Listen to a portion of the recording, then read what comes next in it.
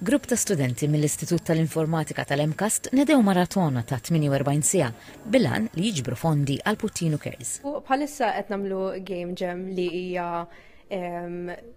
competition żgħira bejnietna qegħdin f'gruppi li in 48 hours iridu nikkrejaw logħba skont it-tema li jtun. Jekk ikollok grupp tajjeb u tistgħu tikkomunikaw sew, kollox jirnexxilek tagħmel f'48 sija. Il-maratona kienet tinkludi attivitajiet marbuta mal-gaming, xogħol f'tim u sfidi teknoloġiċi kollha mirati biex jiġbdu l-interess tal-pubbliku u jiġbru donazzjonijiet.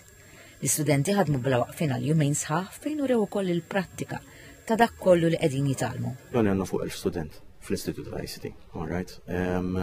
Ovvjament fil-Digital Games waħdu għandna madwar 60 student. U mbagħad hemm ovvjament degrees oħrajn bħal Creative Computing u Software u Data Analytics. Ukoll dal-korsi tik ħafna affarijiet fl-ewwel sena tallemt ħafna kif tuża Unreal Engine u Unity.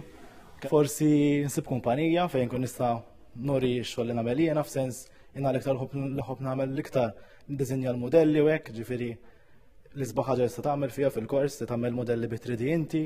Il-fondi miġbura se jmorru biex jgħinu tfal u familji li qed jirċievu trattament barra minn Malta. Din l-inizjattiva wriet mhux biss il-kreattività u l-ħeġġa tal-istudenti iżda wkoll kawża nobbli li ġabret studenti flimkien.